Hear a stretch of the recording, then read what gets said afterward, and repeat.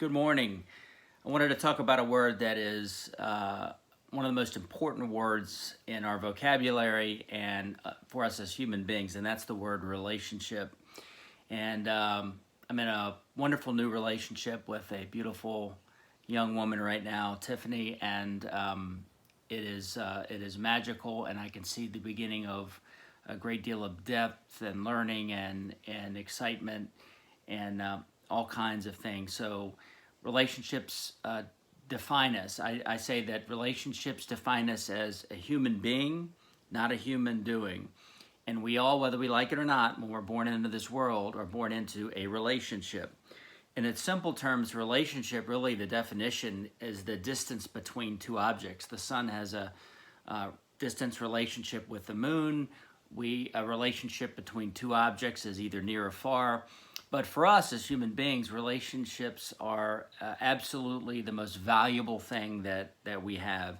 It's my opinion, of course, but I believe it to be true. We have relationships with friends, with spouses, with significant others, with our parents, with our coworkers, our boss, you name it, our pets, ourselves. And that's probably the greatest relationship of all, is the relationship with ourselves. And what's ironic is when you have close interpersonal relationships, that actually creates sort of a mirror for yourself where you're learning more about yourself through someone else than possibly you could learn on your own. And that's kind of the unique part about a relationship. But relationships can also be very challenging.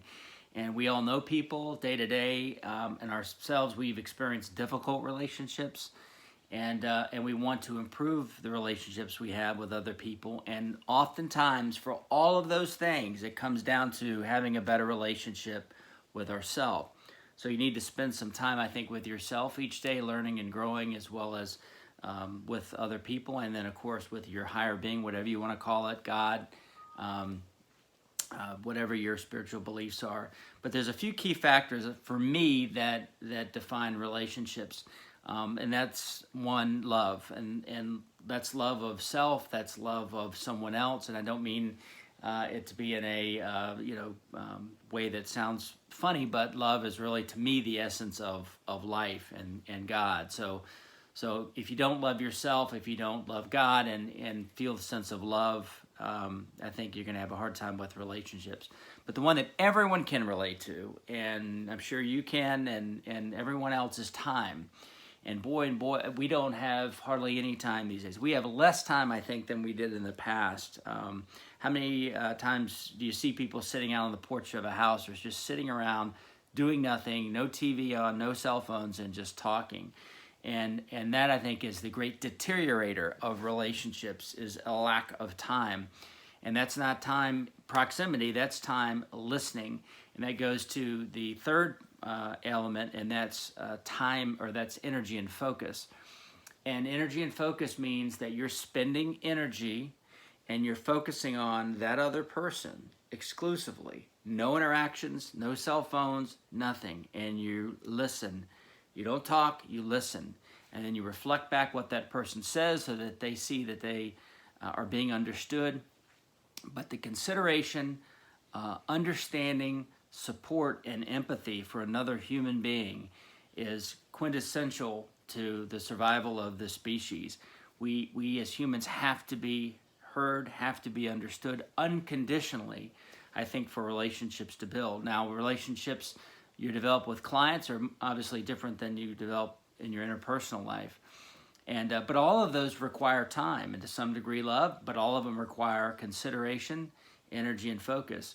And I think anticipation is another big element. And what I mean by that is when you get to know somebody and you really start to understand what they're like, understand them as a human being, understand what makes them tick, what makes them smile, what makes them sad, what makes them happy, what makes them excited, you start to anticipate how they might feel in a certain situation. For example, I may go out and knowing that this person likes a particular music group, I may not necessarily like them as much, but I go out and buy tickets to a concert and I surprise them with that. So there's an element of surprise, which they love surprises, most people do, but it's also an element that, hey, you remembered the group that I told you I like, you remembered this.